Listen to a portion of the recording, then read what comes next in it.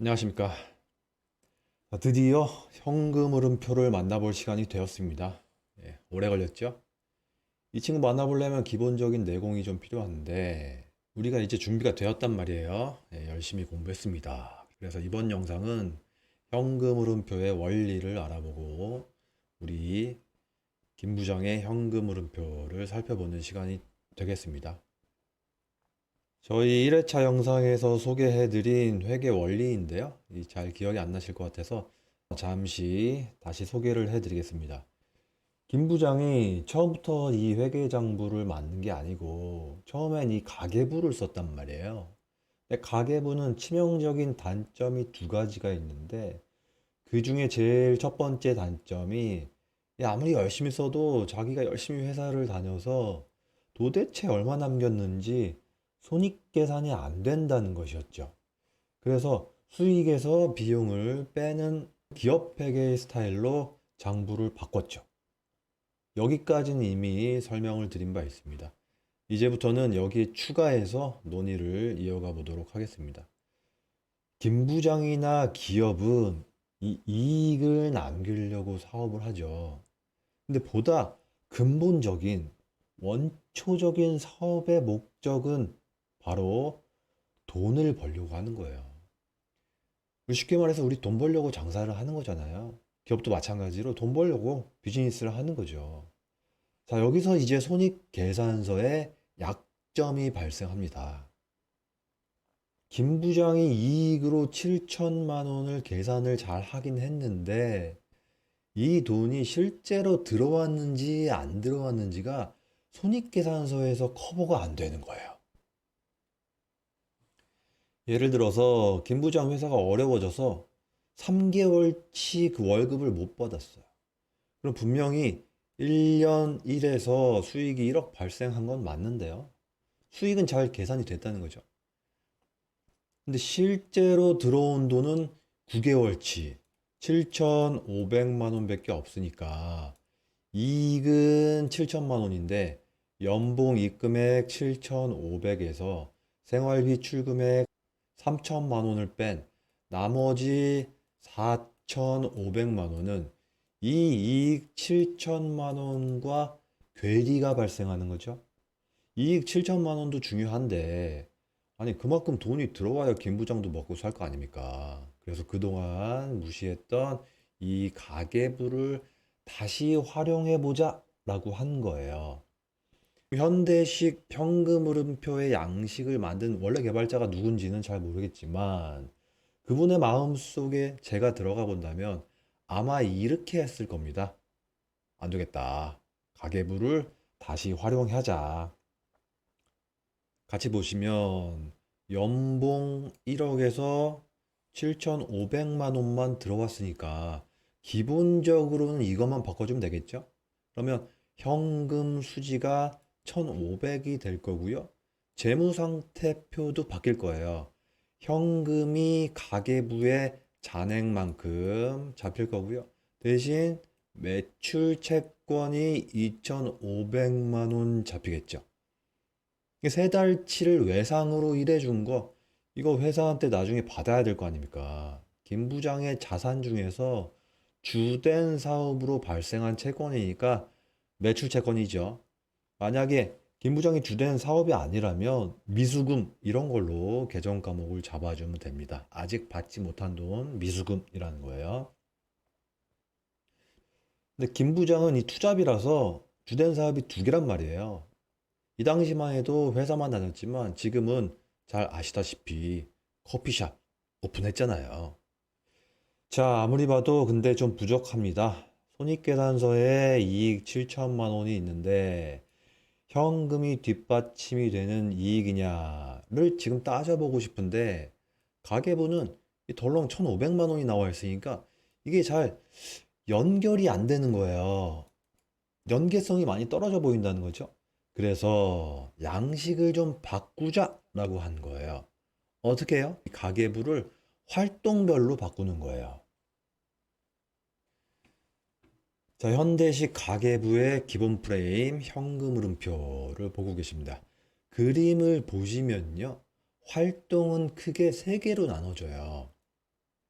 영업활동, 투자활동, 재무활동이죠. 영업은 마케팅 이런 게 아니고 원래 기업의 본연의 사업을 의미합니다. 원두를 사와서 김 부장이 커피를 만들고 소비자한테 파는 거잖아요. 원래 기업의 본연의 활동이죠. 투자는 두 가지가 있어요. 일단 커피를 만들려면 매장도 빌리고 비품도 사고 해야 되잖아요. 그런 본연의 사업을 위한 캐펙스 투자가 하나 있고요. 다음으로는 여유 자금의 투자가 있습니다. 사업을 하기 위해서 부동산을 살 수도 있지만 부동산 가격이 오르니까 살 수도 있는 거예요. 전자가 캐펙스 투자가 되겠고 후자는 여유 자금의 투자가 되죠. 그러니까 이 투자 활동에서 주식을 살 수도 있고 정기 예금을 할 수도 있는 거예요. 자, 세 번째, 재무 활동에서는 주주와 채권자를 만나서 자금 거래를 하는 것으로 이해하시면 되겠습니다. 우리 돈 없으면 주주한테 유상증자를 받거나 은행에서 빌려오거나 때 되면 배당을 주거나 차입금을 상환하거나 이자를 주거나 하죠. 이 활동의 구분은 어렵지 않죠? 예, 이해가 되실 걸로 믿겠습니다. 그럼 여기 김 부장의 가계부를 현대식으로 바꾼 모습을 한번 구경해 보시죠. 너무 좋죠? 딱 보이잖아요. 실제로 이익이 7천만 원 들어왔는데 영업 활동으로 인한 캐시플로우는 4,500이니까 자금 순환이 좋지 않은 게 단박에 드러나죠. 그리고 김 부장이 본연의 사업 외 어디에 어떻게 돈을 쓰고 있는지가 한 번에 나오죠. 아니, 왜 도대체 은행에 차입을 해갖고 예금을 하고 있는 거예요? 차입금리가 더 크니까 역마진 나올 거 아니겠습니까? 이 주식도 지금 4천만 원 하고 있는데 이 레버리지를 일으켜서 하고 있는 거예요. 자기 돈으로 하고 있는 게 아니다라고 하는 게 단박에 드러나고요.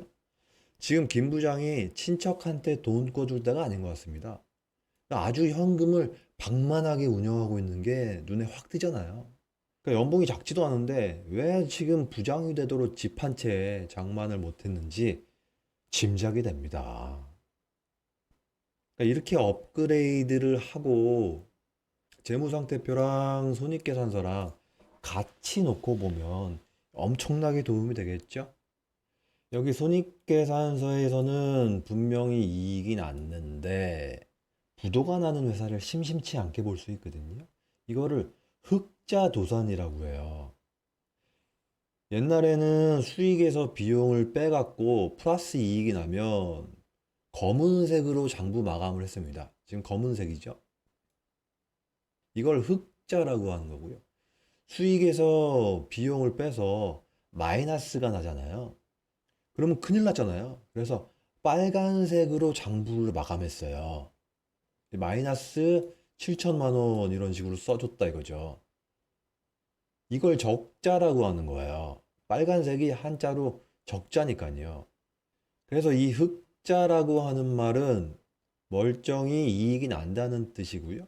도산이라고 하는 말은 부도니까요. 이익이 나는데 회사가 왜 망해요? 현금이 안 돌기 때문이에요.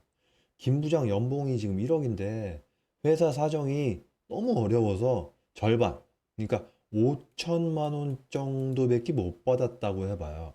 그럼 여기가 5천만 원으로 바뀌니까 현금 수지가 마이너스가 나옵니다. 그 상황에서 투자를 이렇게 방만하게 해봐요. 친척한테 돈 빌려주고 주식하고. 근데 은행이 만기 연장을 안 해주거나 추가로 차입을 안 해주면 김 부장 파산합니다. 근데 손익계산서만 쳐다보고 있으면 이게 파악이 안 된다는 거예요. 김 부장의 연봉이 1억인 건 맞거든요. 50%를 받던 100%를 받던 손익계산서는 늘 똑같다는 거예요. 현금 흐름표를 반드시 보셔야 되는 이유 공감이 되시죠? 현금 흐름표의 원리에 대해서는 다 설명드렸는데요. 여기서 현금흐름표 작성 방법에 대해서 하나만 더 부연 설명을 드려보죠. 실제로 기업들이 영업 활동으로 인한 캐시플로우를 이렇게 직접적으로 만들진 않고 있습니다. 이게 무슨 말이냐면 당기 순이익과 영업이익의 차이를 간접적으로 조정하는 형식으로 작성을 해주고 있어요.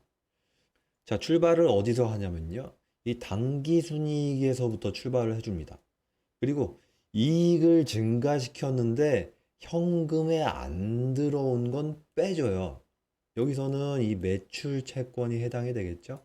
그러면 영업 활동으로 인한 캐시플로우가 바로 이렇게 나오죠. 사실 연봉하고 생활비 이렇게 나오는 게 훨씬 직관적이고 보기가 좋습니다. 근데 회사들이 왜 이렇게 작성을 하냐? 이게 만들기가 쉽기 때문이에요. 지금 기업들 ERP에 이 가계부는 사라진 지가 오래됐어요. 이렇게 직접 못 만듭니다. 그래서 보기가 좀 불편해도 이런 식으로 작성된다는 걸 아셔야 나중에 현금 흐름표 계속 따라가실 수 있으세요. 이익이 증가했는데 현금은 안 들어왔어요. 그럼 마이너스입니다. 여기서 매출 채권이 그렇고요. 비용에는 반영이 됐는데 현금은 안 나갔어요. 그런 것들은 플러스 조정을 해줘야겠죠. 여기서 생활비 3천만 원을 가정을 한번 해봐서 전부 김 부장이 외상으로 했다. 그러면 그만큼 김 부장의 매입 채무나 미지급금이 증가하겠죠? 부채를 나중에 갚아야 되니까요. 그러나 그만큼 김 부장의 캐시플로우는 좋아집니다. 지급해야 될 거를 안 주고 있는 상황이니까 이건 당기순이익에 3천만 원을 더해줘야겠죠. 그렇죠? 그러면 그만큼 김 부장의 영업 활동으로 인한 캐시플로우가 증가를 할 겁니다. 그럼 기업들이 실제로 이렇게 하고 있는지 스타벅스 현금 흐름표 형식만 한번 보시죠. 현금 흐름표고요. 26기 저희가 열심히 공부하고 있는 26기에 현금 흐름표가 나오고 있습니다. 주식회사 SCK 컴퍼니 이게 스타벅스입니다. 단위는 원으로 기재가 됐다라고 하고 있네요. 전체적으로 로마자 1번 영업 활동으로 인한 캐시플로우가 나오고 있고요. 로마자 2번 투자 활동으로 인한 현금 흐름이 나와주고 있고요. 로마자 3번 재무 활동으로 인한 캐시플로우가 나와주고 있어요. 저희가 배운 거랑 일치하죠? 영업, 투자, 재무 활동으로 나눠지고 있다라고 하는 거고요. 영업 활동 먼저 보시죠. 당기순이익에서부터 출발을 하죠. 그러니까 얼마를 팔아서 매출액이 얼마인데 그 중에서 얼마 입금됐다. 재료를 사서 얼마 출금이 됐다. 종업원 급여로 얼마 나갔다. 이런 식으로 지금 전개가 안 되고 있잖아요. 직관하고는 좀 틀려요. 그러나 여기서 당황하시면 안 됩니다. 보시면 당기순이익에서 매출 채권이 증가한 건 빼주고 있죠? 이만큼은 돈이 안 들어왔으니까 빼주겠다는 거예요. 매입 채무는 증가를 하고 있죠? 이건 더해주고 있죠. 김 부장하고 원리는 똑같아요. 안 갚고 있다는 얘기예요. 이건 캐시플로우에 도움이 되죠? 거꾸로 더해줘야 되는 거죠. 김 부장하고 원리가 완전히 똑같습니다. 이렇게 조정하는 걸 여기서 운전자본의 변동이라고 표현을 해주고 있어요. 지금 항목이 많고 금액이 커서 그렇지 계속 쳐다보고 분석하면 이거 별거 아닙니다. 그러면 투자 활동으로 인한 캐시플로우를 계속해서 보시면요. 투자 활동이나 재무 활동으로 인한 현금 흐름은 직접 만들어져요. 그러니까 위에서 영업 활동으로 인한 캐시플로우처럼 이익에서 뭐를 빼고 뭐를 더하고 이런 게 아니고요. 유형자산 처분해서 2억 2천 돈이 들어왔다. 이렇게 그냥 보여줍니다. 그리고 유형자산을 취득해서 1,706억의 돈이 출금됐다. 이런 식이죠. 여기서 이 세 개가 저희가 지금부터 유심히 살펴볼 캐펙스가 되겠어요. 나머지 금융자산, 금융상품, 관계기업 및 공동기업 투자 말씀드렸죠? 주식이죠? 그 다음에 보증금, 이건 캐펙스가 아니에요. 위에 금융자산, 금융상품, 주식, 이건 여유자금의 투자가 되겠고요. 보증금은 어차피 줬다가 돌려받는 거니까요. 크게 저희가 관심을 안 가지셔도 되겠습니다. 뭐 캐펙스도 아니고 여유자금 투자도 아니고 사실상 무이자로 돈을 맡겼다가 만기되면 돌려받는 돈이니까요. 재무 활동으로는 리스 부채, 사용권 자산과 함께 설명드린 바가 있습니다. 사용할 수 있는 권리를 외상으로 샀을 때 리스 부채를 같이 잡는다 라고 말씀을 드렸습니다. 앞으로도 몇 번 나옵니다. 예. 이걸 이제 재무 활동으로 분류를 했는데요. 이런 건 사실상 영업 활동으로 해주는 게 맞아요. 영업하려고 우리 건물 빌린 거에 대한 월세를 내는 건데 이건 영업 활동이죠. 배당금 지급한 건 이건 재무 활동이 맞고요. 그래서 캐시플로우를 보실 때는 만든 그대로 보지 마시고 조정을 조금 해서 보시는 게 훨씬 의미가 있어요. 이건 다음 영상에서 설명드려 보겠습니다. 그럼 김 부장의 초창기 재무제표, 사업을 시작하기 전에 재무제표를 통해서 현금 흐름표를 만드는 방법이나 작성 원리에 대해서 간단히 살펴봤으니까 다음 영상에서는 김 부장이 사업을 한 이후의 현금 흐름표는 어떻게 만들어질지를 가지고 복습을 한번 해보도록 하겠습니다. 그 이후에 기업의 재무제표 분석에 어떻게 활용할 수 있는지 같이 고민해 보도록 하겠습니다. 이번 영상은 여기까지 해서 마치도록 하겠습니다. 감사합니다.